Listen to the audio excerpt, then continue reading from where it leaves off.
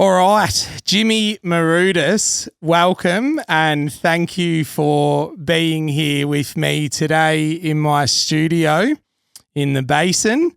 Welcome. How you doing? I'm great, mate. It's a real pleasure to be here and spend some time with you. I always enjoy our chats, and it's great to finally put one on record. Yeah, awesome. We've had a few. We've had a few. Yeah. Yeah, I'm stoked to be able to do this. You are a record producer and an audio engineer, and you're a very good one. And I met you later 2020, I think, or maybe 2021. Yeah, I'd say 2020 in between lockdowns is my guess. Yeah, when we're actually allowed to do things. Together in a room. Yeah. And we've worked together mostly on Mammal's music. Since then. And I have learned so much from you, I wouldn't know where to start. So I'll attempt through my copious amount of notes to tackle them as best as possible today, or at least to give, the viewer a guide of how wonderful I think you've been to work with, how professional you are, and how much you've helped me, because my understanding in myself of music since working with you is a whole nother level compared to what it was. And you're so professional. How is it, in your opinion, that you think you're at the level you're at? Oh, golly. I think... Let me start by perhaps saying that I think one of the most important things is to understand where the people that you are working with are in their journey, and to get yourself out of the way. So I'm in the room to be able to create an environment that enables those that I'm working with to express themselves unencumbered. It's can be a high pressure environment in the recording studio, and what you want is people to feel comfortable in that, to be their most vulnerable, to deliver their best work. They're looking to you for confidence, encouragement, guidance, and being a servant to that is probably the most important thing to be able to get right, to be able to get the best outcome for that moment in time, because it is a snapshot, it is a moment in time. So for me, that means really understanding the person, understanding the people, even as to where they've come from, to where they are, to what their hopes and aspirations are for what we're working on at that point in time, and then creating a environment that enables them to deliver, like to get the best out of where they're at. And that's different for artists at all parts of their journey. So from a new singer-songwriter to an established artist who's got a 20 or 30-year career, it means different things at different points in time. Maybe a different approach for each individual. Absolutely. So it's really taking that care and attention to understand where everyone is at, that is in the room, and what's going to enable them to deliver their best in that environment. And everything else is a tool to enable that. Yeah, well, I think my experience with you has just been amazing, and you have an ability, a unique, I would say, ability to be able to almost get into that person's headspace or soul and guide them the way that I think they need to be guided to get the best out of their playing or musicianship. And you have a knack, and I know this because we've been over it hundreds of times, you have a knack to be able to push a point without being invasive or intrusive or condescending, and, really making I don't know the best way to put it. Time can stop working with you, and it's all about the best result. And that experience for me has been a privilege. It's been mind-blowing. I would say you are magical in that regard to work with. Thanks. Right back at you. It's been a great privilege to get to work with you, and started with music but have gone way above and beyond that. Yeah, we've had some deep chats. Yeah, so I've been a student of yours over the last few years. And I think one of the big lessons in that, in terms of being able to create that environment where people can feel vulnerable and deliver their best work, is to remove the egos out of the room. Mm-hmm. And you're talking about a gig being an artist where you're exposing yourself. If we're in the room together, you're stripped naked. Yeah, we're working on something that at one point in time is going to go out in the world and be coughed up for critique and review, et cetera, et cetera. So the most important thing that I think we can all do, and a really important aspect in terms of driving our focus, is being a servant of the song. And I know you've heard me say that thousands of times. Yes. and that's really about, it doesn't matter where a good idea comes from. If it makes the song better, we keep it. And if it doesn't, it means what we had was great already. So, and by all of us being a servant of the song, enabling the piece of music to amplify whatever emotion or statement we're trying to say through that, it removes us out of the equation. So it's not about me. It should never be about me. And it's not as much about you either. It's about the piece of music that we're working on, and whatever choices we're making, from what instrument we're using to what parts we're playing to tempos, et cetera, doesn't make the song better. Does it explode and amplify that emotion that we're trying to communicate and bring across? And we have a truth-telling machine, which used to be play on the tape machine, but now is hit spacebar on the computer, which tells you straight away. And the instant reaction of, does it touch you in your heart? Does it move you? Do you feel it? Do you feel it? That's our truth-telling machine. And the less we can put in the way of that between our ears and our hearts and listening to what's coming out of the speakers, the closer we get to the truth and the closer we get to what we're trying to communicate. So really being a servant of the song and getting rid of everything else in the way, and ego is a big one. Yeah, ego is a massive one. I think one of the biggest lessons I've taken from you, among many, was to remove myself or my ego, be a servant of the song, which I still feel my understanding of that term will deepen and differ throughout the years.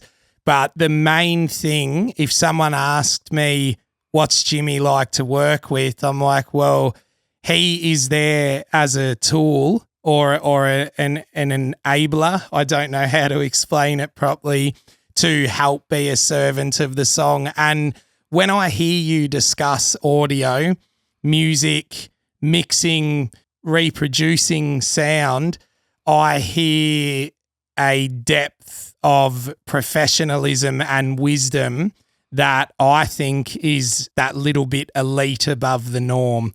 That is my view. And having those experiences with you has been really amazing, because it's helped me personally dive into myself and realize that there could be all of these ideas, explore them, try not to be too attached, try to keep serving the song in mind, and find your voice through that part that's going to make the listener or the person experiencing the music have the impact that you're chasing. And that to me is almost like where do you draw that from? I mean, that's something from within humans. Yeah, where does that come from? Well, firstly, I think it's really insightful that you see it through that lens.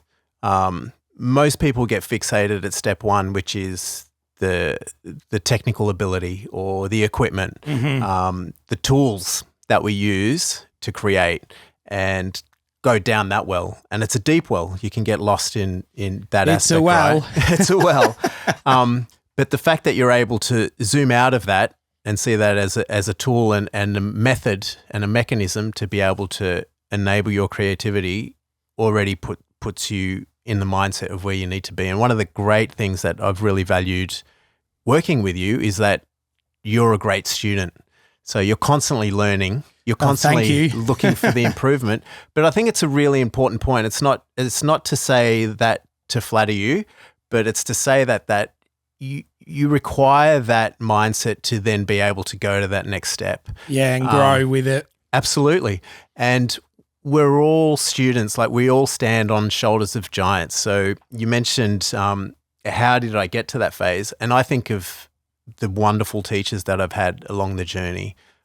You've worked with some pretty up there engineers and masters of their craft. I know because you've told me. Yeah, I feel really privileged to have had that opportunity and call some really masters in the space, some dear friends as well. So I've been really fortunate in that regard. But do you think they helped deepen your understanding as well? Without question. So there's two things. One is you get to learn what great looks like working with some really great record producers and great talent, great artists. But you also get to learn what doesn't work as well. So I've been in the situation where I've seen both sides of the coin.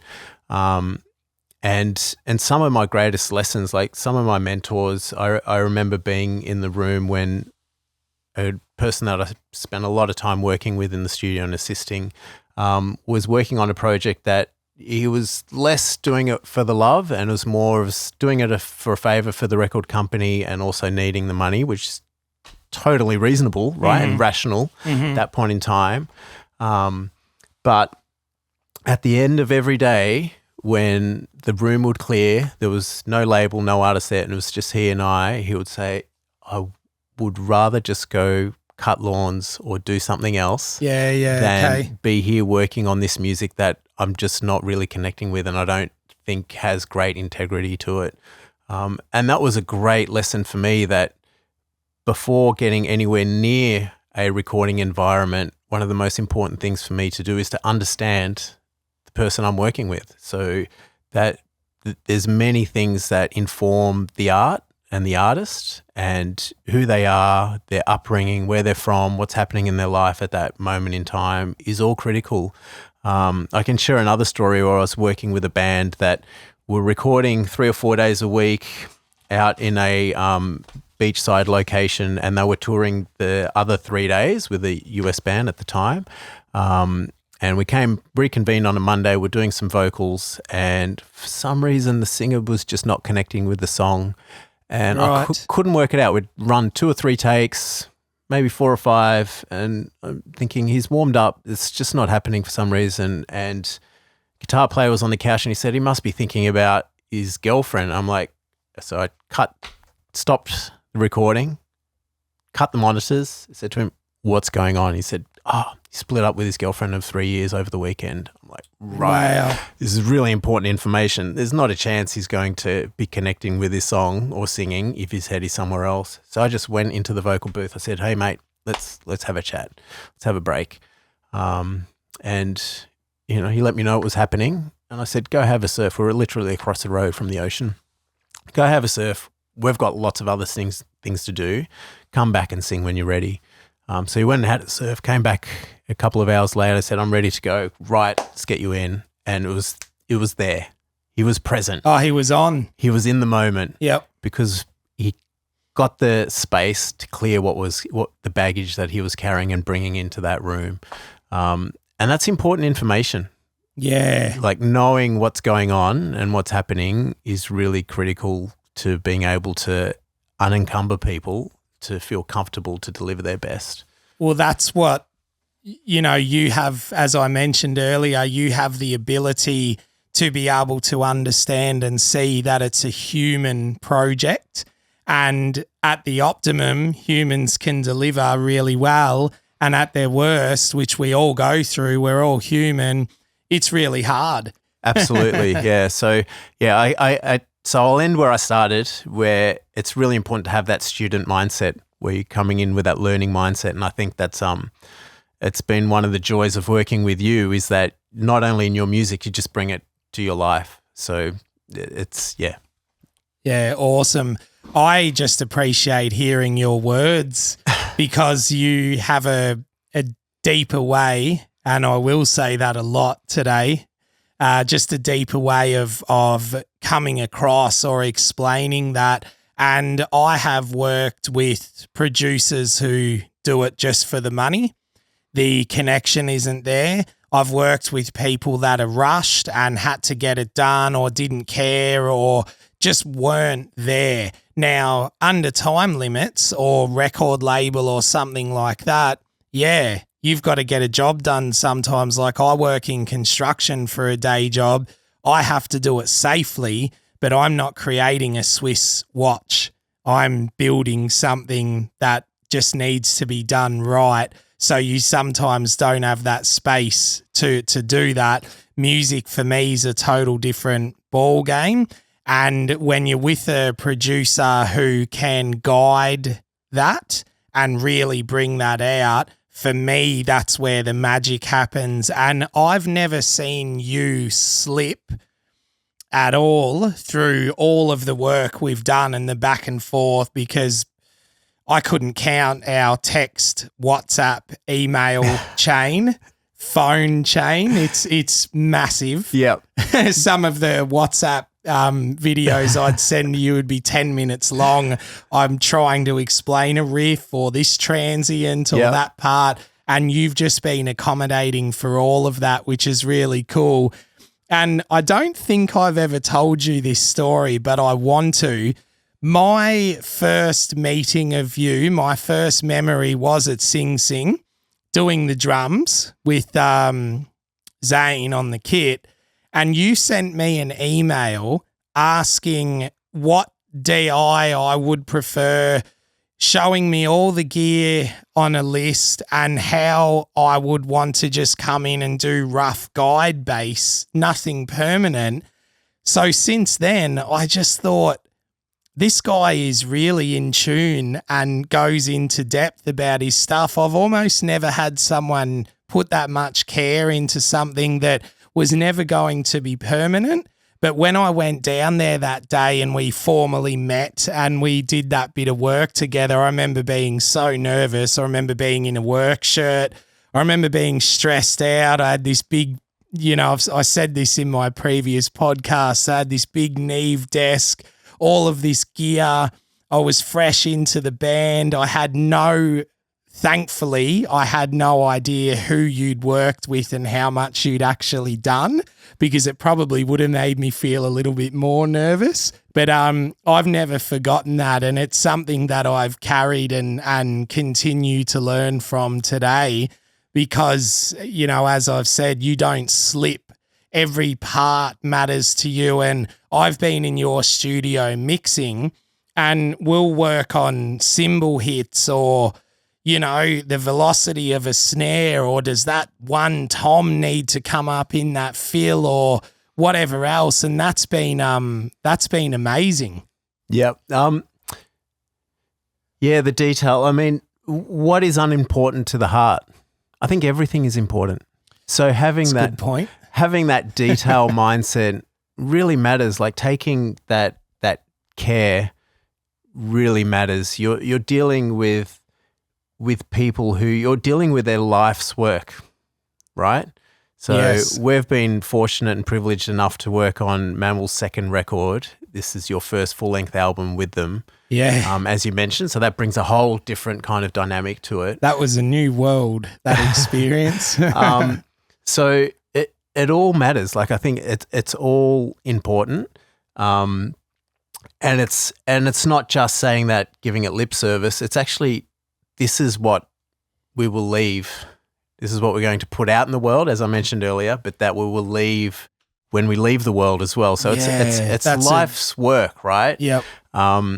So that to me that requires a very distinct level of care and acknowledgement. I've often said that if I ever take that role for granted, I should not be there. I remember you said that at Sing Sing the night I met you. I asked something like, do you ever get tired after a big session, a day or whatever? And you said, you know, if that ever happened, that would be your cue to stop working in music or like ever. Yep. You know, so I just can't see you ever losing that level of care or appreciation. Just to answer your question about going to that level of detail, there's two things there that I want to call out. And firstly, it is the detail is important because it's a complex job, right? You've got, we mentioned it's a drum session with Zane.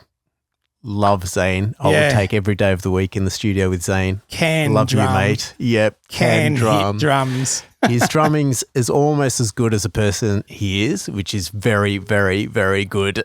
Yeah. And that's really technical and really complicated. So I will spend time long before entering the studio just putting down my mic list, putting down where I think it should be, where the kit should be in the room, what's he going to listen to, what's his monitoring going to be like. And I, over the years, I've got, have a certain starting point or template for different sorts of music, but I force myself to sit down and review it and revise it and adjust for that specific instance. And again, every situation is different, right? So it requires that level of care. So there's that detail part in terms of being able to do the job and deliver at a high quality. But the other part, which is I've learned over the years is more important about being across all that detail, is that building that trust bridge with the people that you're working with. Yeah, actually creating a relationship.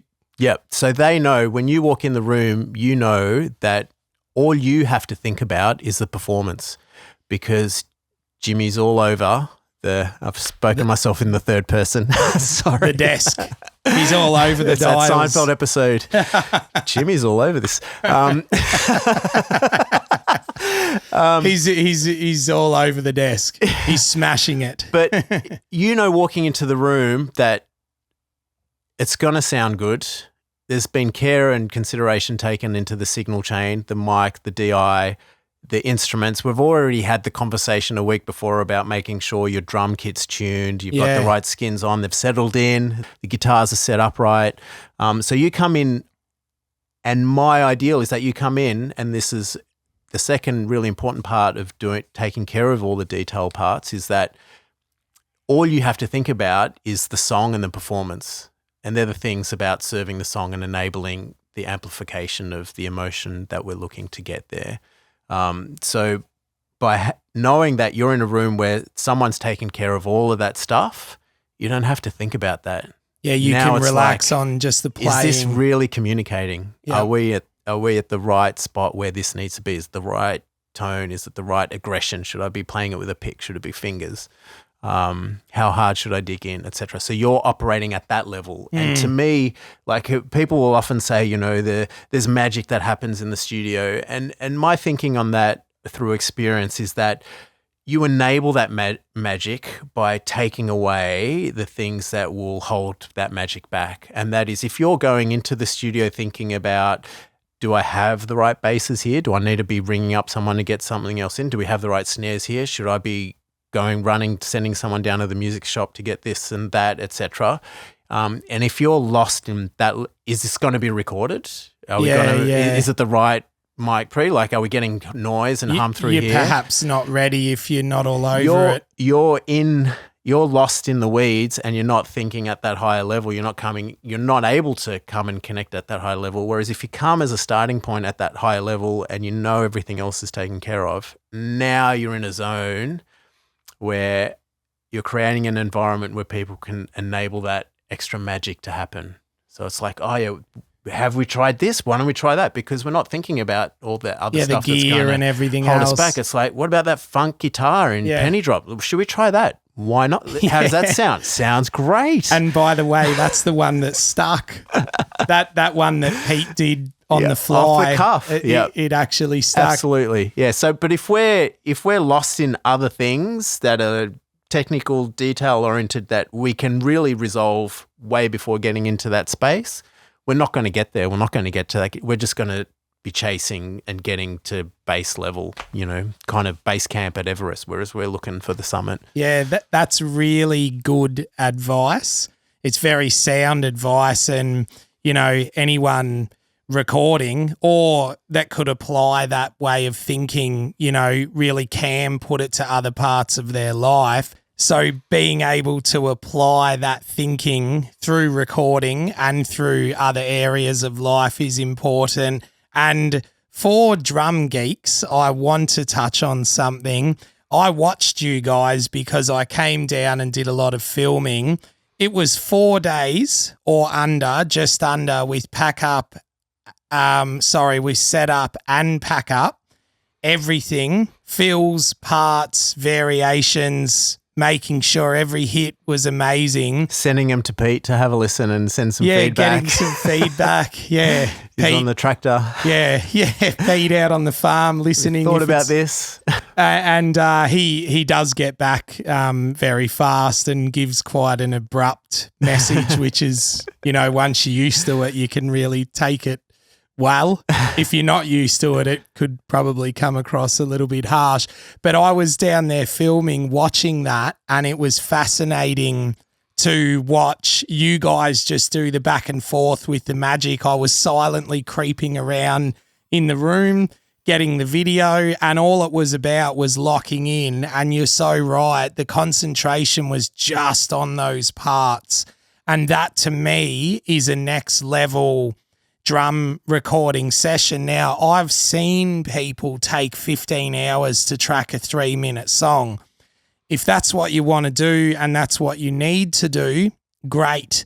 But I've also seen people spend 8 hours before they'll get a drum hit down. By that time, maybe some of the zest or the amped or something from the drummer's lost. So I think there's a critical role in knowing yourself and the player and the gear enough and what music you're going to be recording, and then staying on track and delivering it. And it's like anything, when you see it done well, you don't realize how good it is. Like a big plane, for example, you just see this big smooth thing take off and land, but if something goes wrong or it's not done properly, that can be disastrous. Yeah, that's a great call. And there's a couple of experiences that I could probably share here that might illuminate some of the thinking behind that enables that. And it is it's really having a refined sense of tuning of where the performer is at and where the capability is and where the song needs to be. One of the stories that I can share is that I remember early on in my career, I worked on an album where we were in the pre-production phase and we put down all these demos of the songs for the record, and there was a magic it was a 3-piece band, and there was a magic there that was coming through in the demos. Now, it happened to be that this artist and the band was just signed to a new independent label, and they wanted to hear more of the arrangements coming across the music before investing in the production. And at that point in time, I was pretty new in terms of my phase of the career in producing. And I said, sure, we'll go back into the rehearsal space. We'll recut some new demos and we'll add some of the layers so you can hear the vision that we're looking for here. And we did that, and they loved it and gave us the green light to go into the studio. There was one song, and this has stayed with me. There was this one song, a beautiful song on the record that we got into the studio to record, and the magic was in the demo. Oh, really? The magic of the performance of that song, and no one would know except for me and the singer. No one else was that level of kind of involvement and as close to where the material was as he and I. And we tried to recreate it. We were just like a smidge off, right? And that's enough to hurt the heart. Yeah. Yep. And my lesson in that was that there's and it's artist dependent where they are on their journey at that point in time. Get a song to where you're happy with it in the rehearsal room, nail down the arrangements, nail down the tempos, nail down the key. all of those elements that enable the song where you can see where it's going to be and what the best realization of that song is. Get it to that point and then leave it. As soon as you get there, you don't need to play it another 5 or 10 times. Yeah, you're there. You're there. Save the next performance for the studio. So my feedback from that point on with artists I've worked with is that once we're there, if you as a band need to rehearse it, fine. I don't need to be there. Go away and rehearse it if you need to. If we've changed a few parts, changed the arrangement and it's still a bit clunky and it just needs to bed down a bit, go and do that. But don't overplay it. Just make sure that you've tidied up the rough edges. That's it. And thankfully I haven't been in that situation since then, but that was a great learning. It would have been tough, if you're wanting, well, especially for the band or the singer, if they want to deliver and there's something in the way, it's almost like there becomes a point, this is in my personal experience, that sometimes you can't force it or push it. Sometimes you think, might have to come back to this. Yeah, absolutely. And another one of my lessons in terms of that efficiency piece and trying not to overwork music.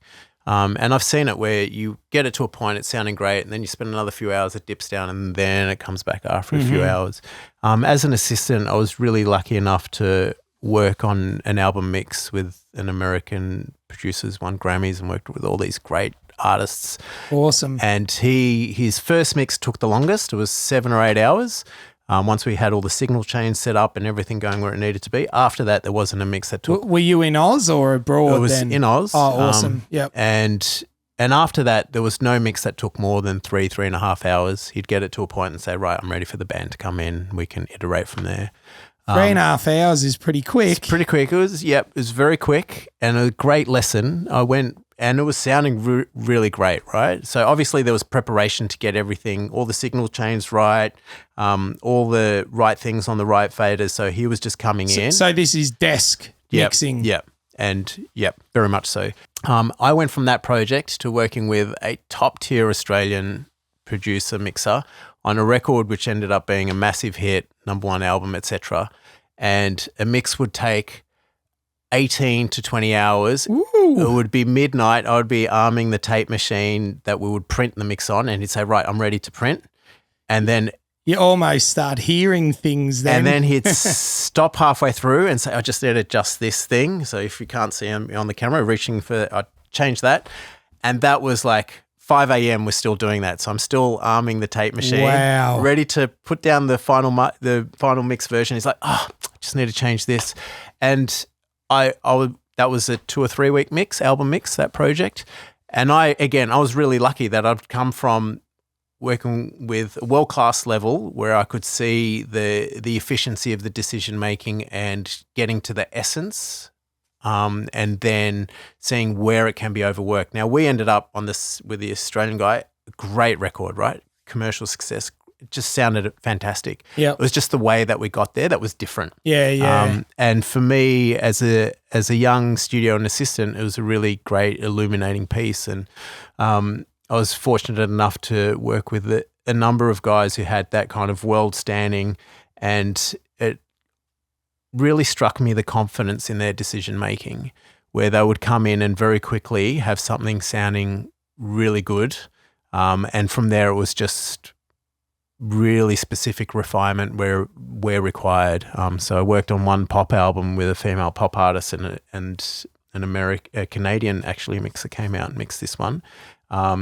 Within 2 hours for every song, the fundamentals were there and sounding really good. It was then 10 hours of vocal fine-tuning, so getting rid of S's and P's and really massaging the sections. How does it sound in the pre-chorus versus chorus, etc., and really creating a kind of theme across each song.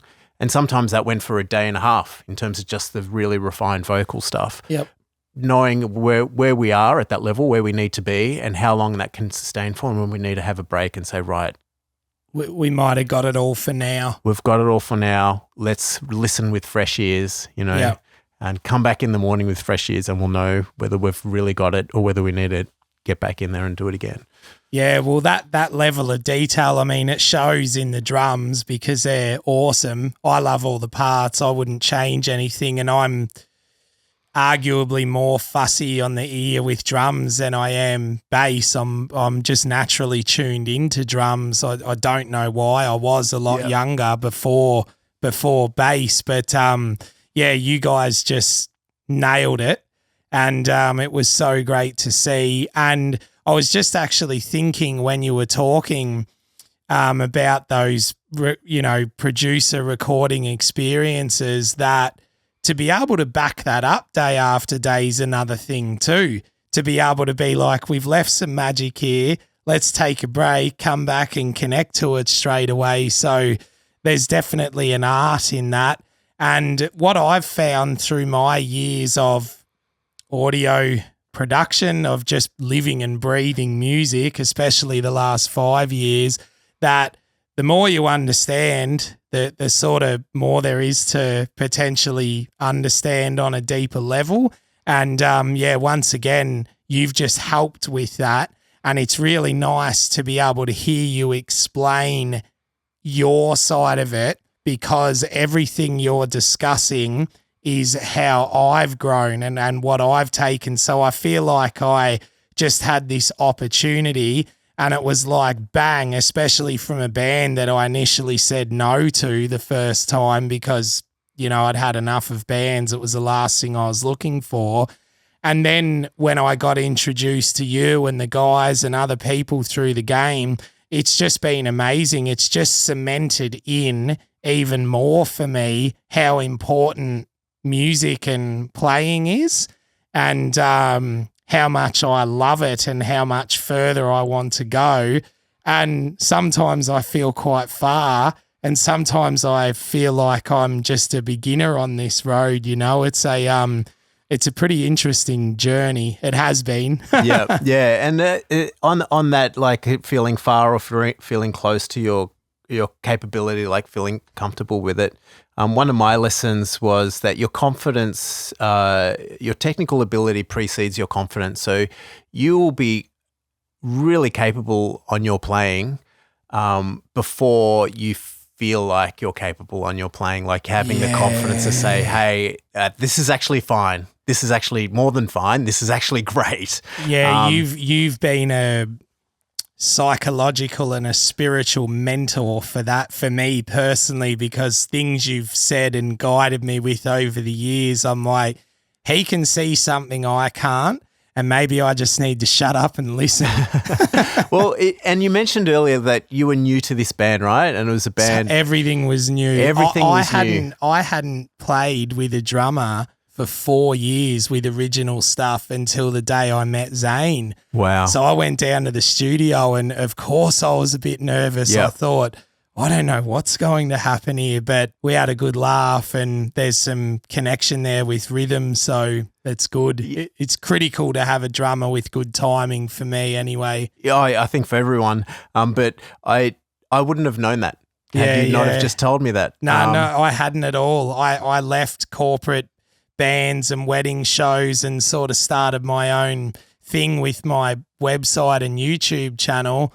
And it sort of fell in my lap. I wasn't looking for it, but the biggest realization above everything I've had with you and through Mammal and the whole journey the last few years was these were all the lessons I needed. And I have said this to you a lot, but I really needed them.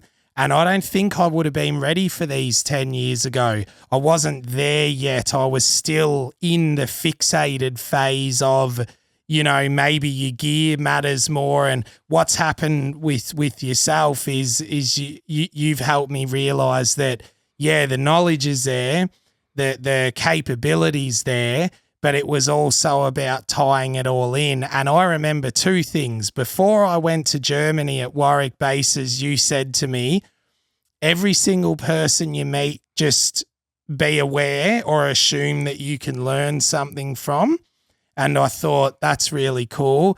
And when I got back, I was in a bit of a tease trying to get this album finished. I didn't have much time. I was really stressed at that one point, as you know. and you know, called me up and we chatted through that, because that was a hard time. That was really hard for me. There was a few things going on. And after I got back from Germany, I don't know where we were. I'm not sure if we were here working on Maybe, the song number 10 off the Mammals album, The Penny Drop. But you said to me, you're like, right, you know, you didn't say these words, but how I felt was like, right, young one, now I'm going to, you know, give you this lesson. And I haven't forgot it. And you said, now you need to understand that you can do all this. And when I really put all that together and realized there was nothing to hide from or nothing to be afraid of, and I could completely dive into it all, I just feel the whole package has come together. Whereas there was a few teething things that I didn't even realize I had. And that's part of why I wanted to have this chat with you today too. One, because it's incredible and I value your time. But two, to be able to reach out and potentially help people that have gone through similar things, because I had things holding me back that I wasn't even aware of. And there were multiple reasons. I have gone quite deep into therapy to understand all of that. I mean, I had a pretty severe accident in 2013 that really did change my life, but it's led me to an awesome place, so it's all good.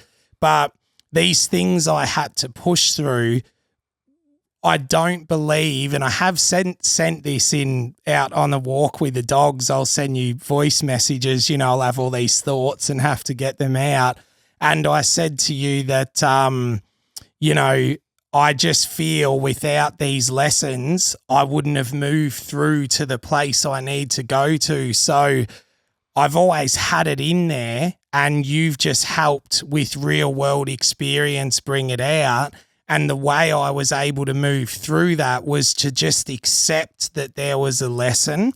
And when your playing is stripped back and you are x-rayed, you can't hide from anything. Like, what I'm sending you is there. It's either in time or it's not. It could be better. And I remember so much back and forth with you on this album. At one point I was nearly in tears because I thought, I don't know what he wants. I don't know what he means. I don't understand. I'm trying to find my voice. This is what I think sounds good. Maybe Pete's going to disagree. Where do I fit into this picture? So through those 12 songs on that album, because the recording was stretched out so long, I was able to develop and grow with them.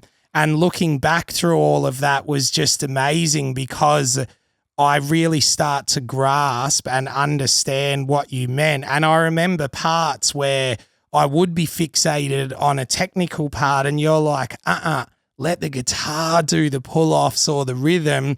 Give me some low notes. Give me some open ones. And I remember at one point I thought, I can't hold back much more. I'm not being me. And that was one of the biggest lessons I had to really let the bass be a bass.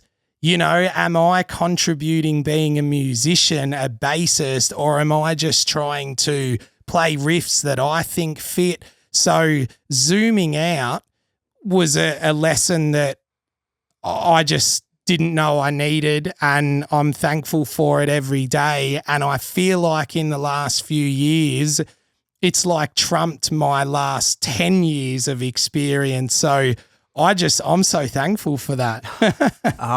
And that's credit to you, right? Again, bringing in that mindset of if there's a friction point or if there's there were friction there's points. something. What can I learn from this, right? Like what can I take away that I either need to be better, or what can I take the confidence and say, no, this is actually, I think this is right. We've got our truth-telling machine. It feels right. So the old less is more sometimes come into play. Yeah, very much so. And in this dynamic, exciting band, everyone's bringing that energy and taking that load. So it's about knowing when to step in, when to step out.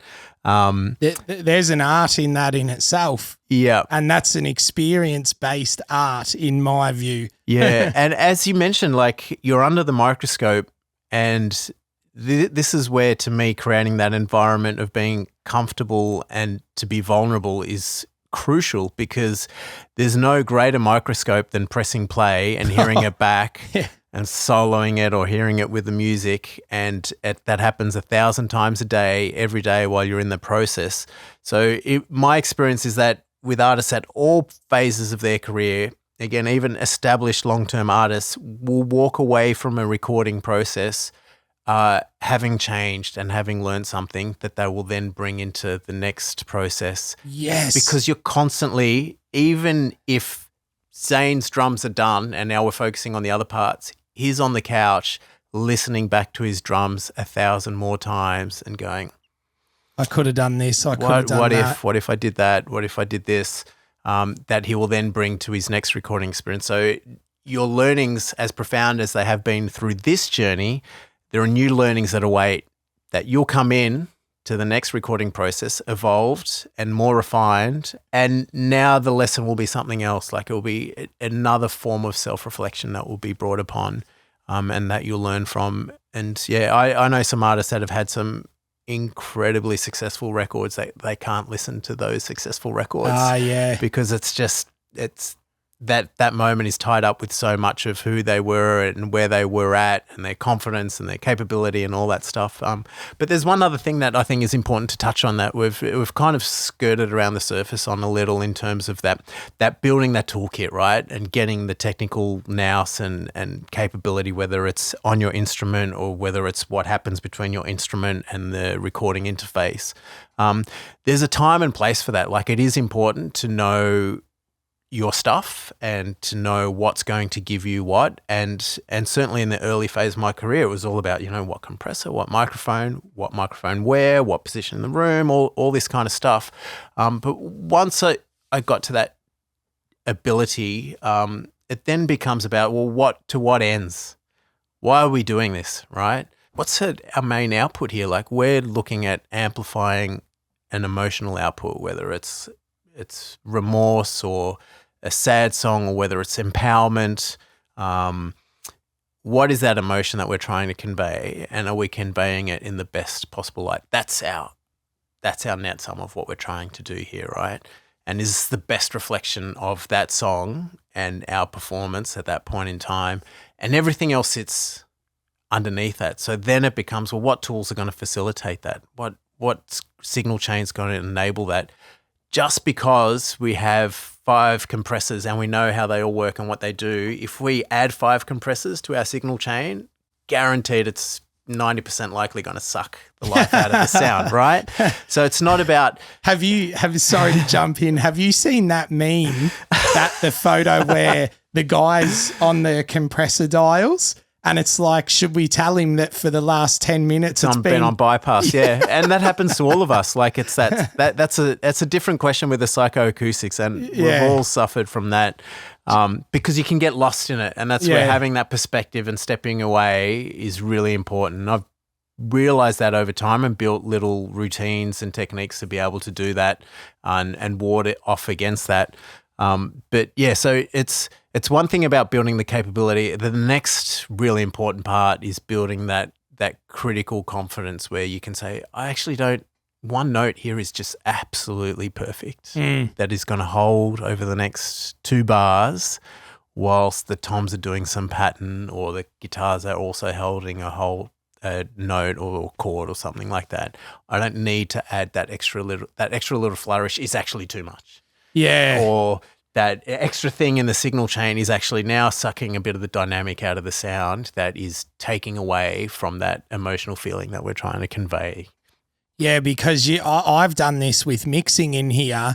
Well, if I put an LA2A on it, it's got to sound good because an LA2A is awesome, and how would it not sound good? And then you take it off and think, it might actually sound better. So you've really almost got to let your ears be the judge and remove bias and ego and serve the song or the music. 100%. I can't explain how happy I'm to hear you saying those words. It's taken a little while. Yeah. And in terms of your journey, I mean, I've mentioned a few times that different artists at different points in their career, it was very clear to me early on that you were new to this band, and that meant a different approach, like a different level of care in terms of being able to get to that point and serving the song and putting away kind of either confidence or other questions. It's like, how do I fit in? How does this fit in? How will this be perceived? All that stuff. All this stuff that at the end of the day is external noise, and we can't control. What we can control is what's going to come out of the monitors and how we're going to feel about that, and trusting that as our guide. Well, yeah, you did take, like, knowing you how I do now, obviously it was early days for me and I knew you were experienced and careful, but you did almost take extra care to cradle those parts out of me, because maybe you would have picked up on that. I wanted to learn, I wanted to grow, and I wanted it to work. And, the best thing I ever did was just step back and go, you've got something to offer. No one's telling you that you don't, but you just need, as in myself, Kade needs to now step into this and become that. Yeah. And that's slowly formed, the last few years. And it's a really weird growth. And I reflect on this out in the bush a lot with the dogs, and couldn't count, as mentioned earlier, how many voice messages we'd send to each other, but I'll just have a thought about a deeper understanding. And one of the other massive things I can take from this album was recording all the bass here in this studio myself. We did a few sessions together. I wish we could have done more, but time restraints, So bouncing everything via voice message or phone call or email to you, finalising them, but then me having my overall vision of tone and feel. And because we were working with Forrester, the sound mix engineer, I was a little bit nervous, like I was meeting you, because I thought I can make these blends roughly how I want them. They're not exact, but I didn't want heavy distortion, heavy compression. I wanted transients. I wanted a certain tone and feel. So I was able to have that freedom and flexibility to do that. And you said to me once, you go, it's not a waste of time, because I spent hours and hours on each track getting it right, because I thought if he gets just a DI, he might not have the same vision that I do. And then I've put all this time into premeditating a tone and a feel that maybe we won't reach. So having that flexibility and being able to do that was awesome. And I feel like I've earned it, like I had all this geek out gear and different strings, different basses, and just worked like, as hard as I could until it was done. And the blends are what's on the album now. And going through that mix process was a journey in itself too, wasn't it? Absolutely. And you've definitely earned it. Like, it's from a producer's point of view, it's a joy to have someone walk into the room and know what they want, like know how they want their instrument to sound and where it should sit and those big questions, because that takes a lot of the guesswork. And it's like, great, we know the path. What do we need to do to enable that from a performance perspective, from a tone perspective? So I can appreciate that introducing someone new in terms of a new mix engineer into the process. Now it creates more uncertainty, because we've built that relationship and that level of trust that we know what we're moving towards and what to get there. Does this new person know? So there's building that bridge as well, right? Which how is it going to work out? Like, turns out he was extremely accommodating, and I'm so thankful for that, but you just don't know. Absolutely. And again, you have earned that right. Like, you have your technical ability and your performance, tonal, etc., is way above and beyond most bass players that I work with, where it's like, just plug me into the nearest DI and we have to start thinking about, well, where do we want to sit, what tone, etc. Whereas if you're coming in with, this is my identity already and we're 90% of the way there, and now it's about refining for the song. Is this the right bass for the song? Is this the right feel? Is the right a different mic pre versus another, or a different blend versus another.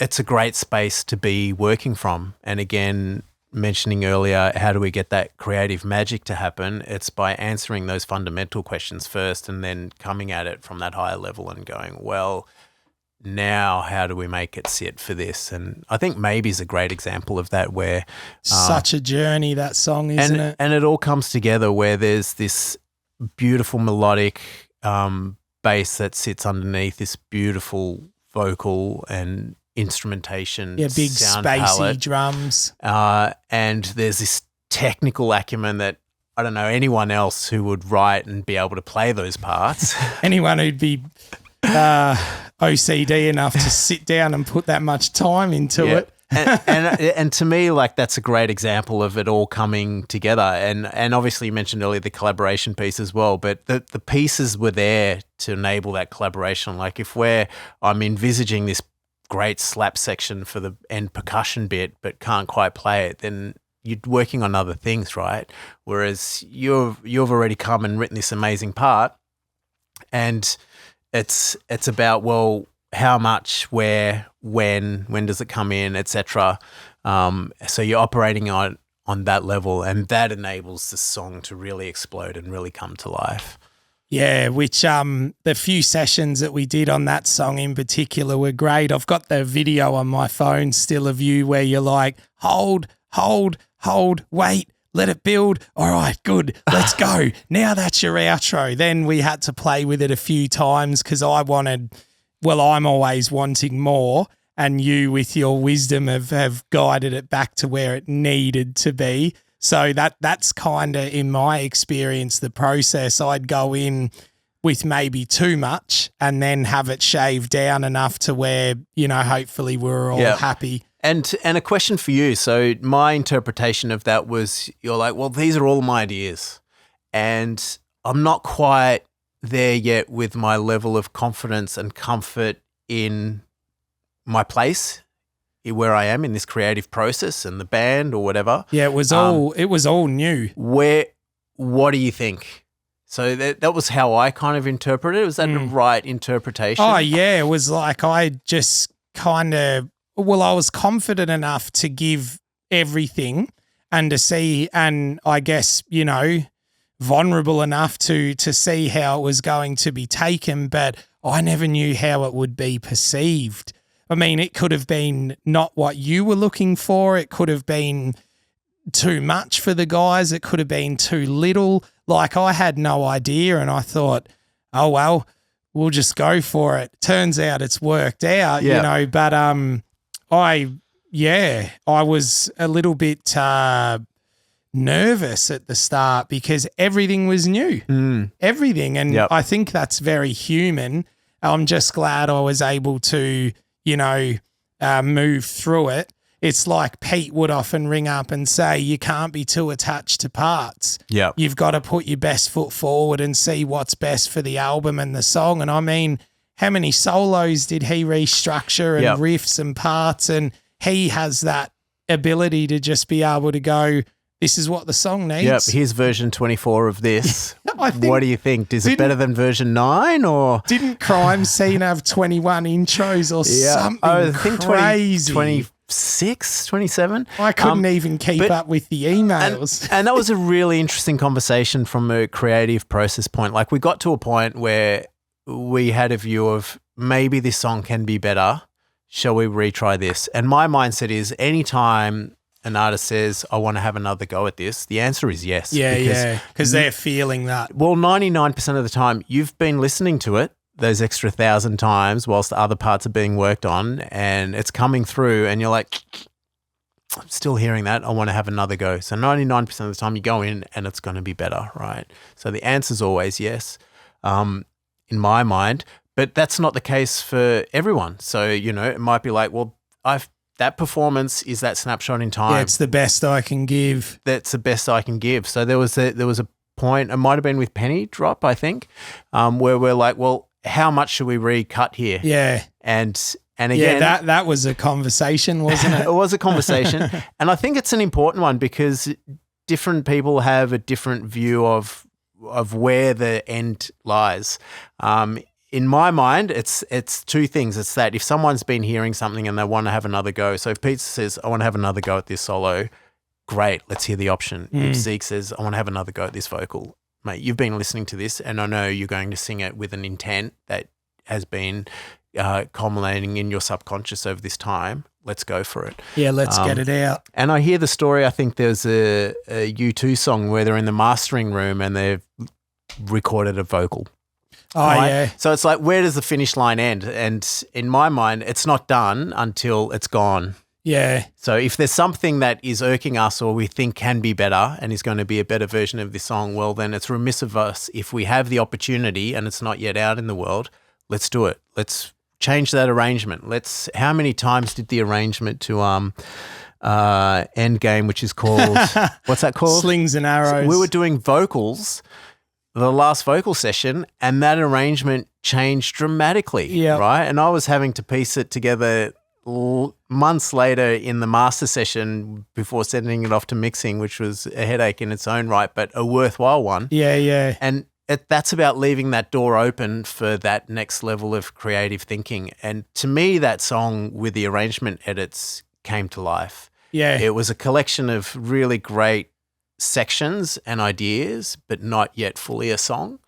And when we all got together in the room and said, let's try this, let's shuffle that, let's reorganize that and hear how that sounds, that's when it really came to life as this really powerful song. Yeah. Which I really loved. It's one of my favorite on the record. Yeah. It's a pretty trippy arrangement from what it was. It was so different.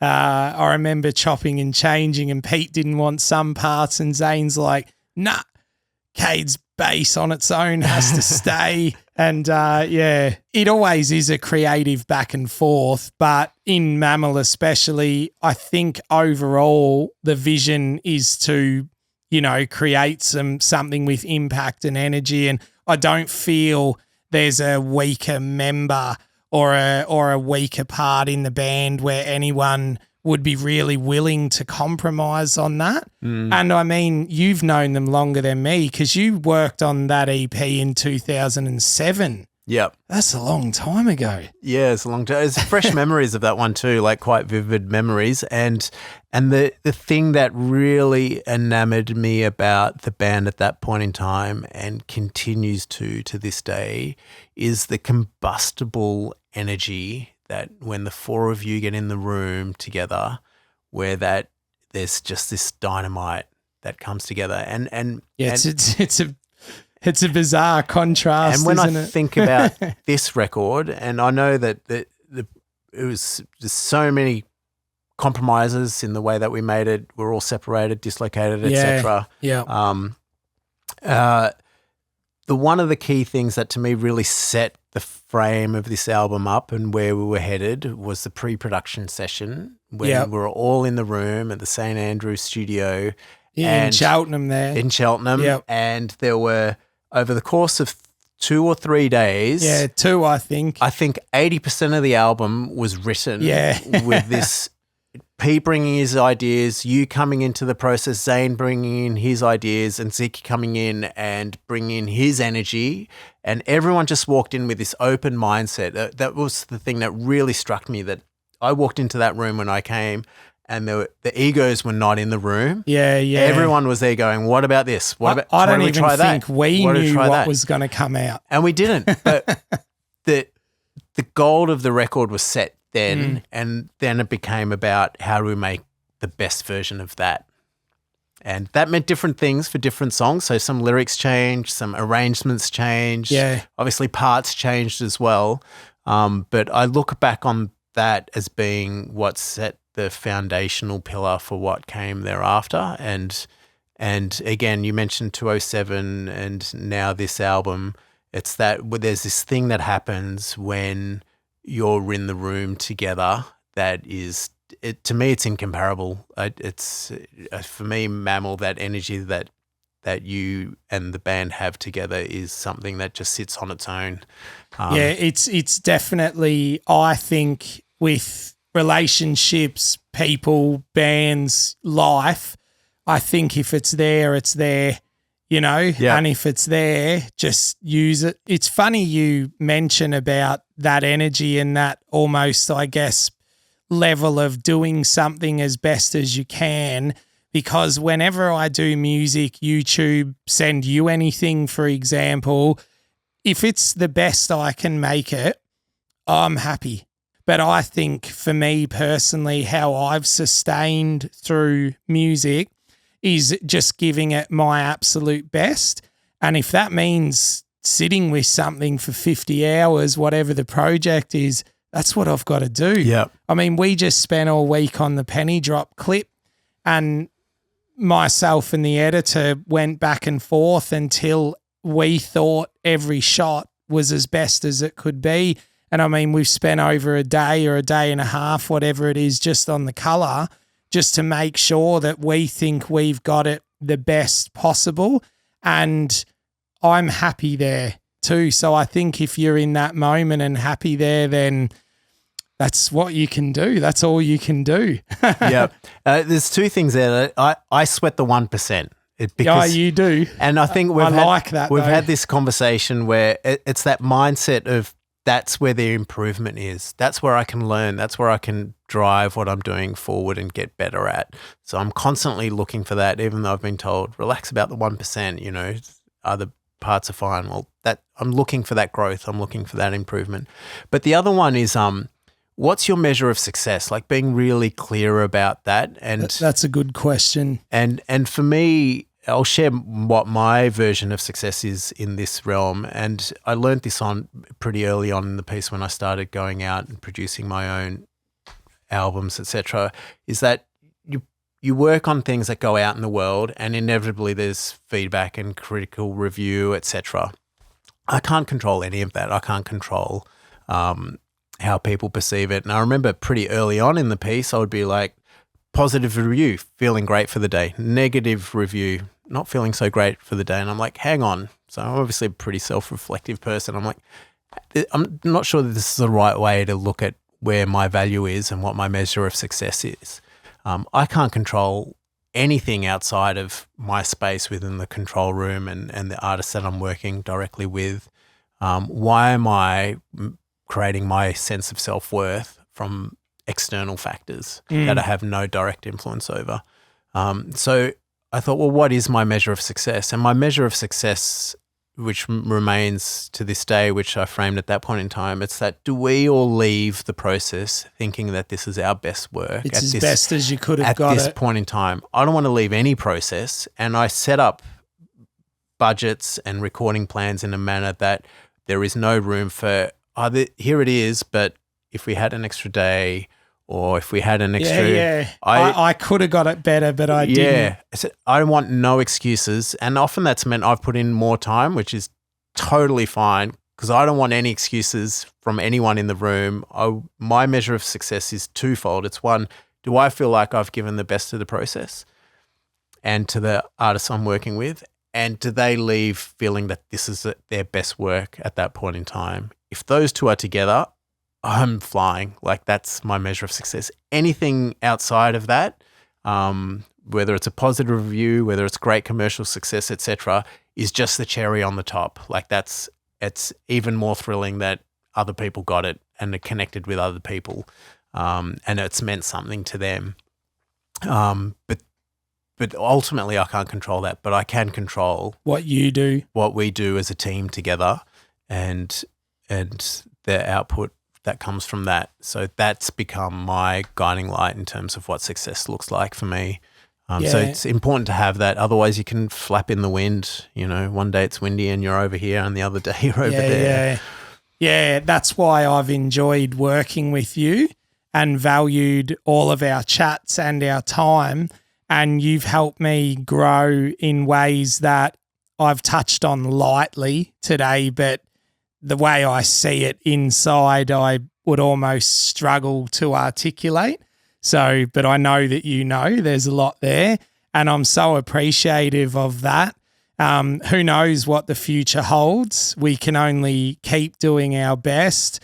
I believe in every part of me that we've got the best that we could out of us all for this album.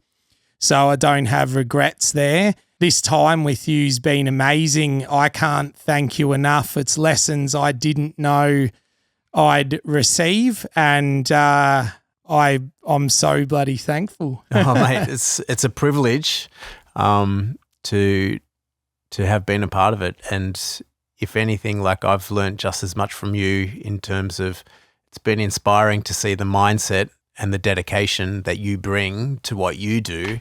And there's never not a time to be reminded of how important that is. So thank you. Awesome. It was really, really enjoyable to chat with you today, Jimmy. Thank you for all your insight and your wonderful musical gift. Likewise, Kade. I always learn something from our chats, and today's no exception to that. So thank you. Awesome. We'll finish that on a handshake. Good on you, mate. Cheers. Cheers. Cheers.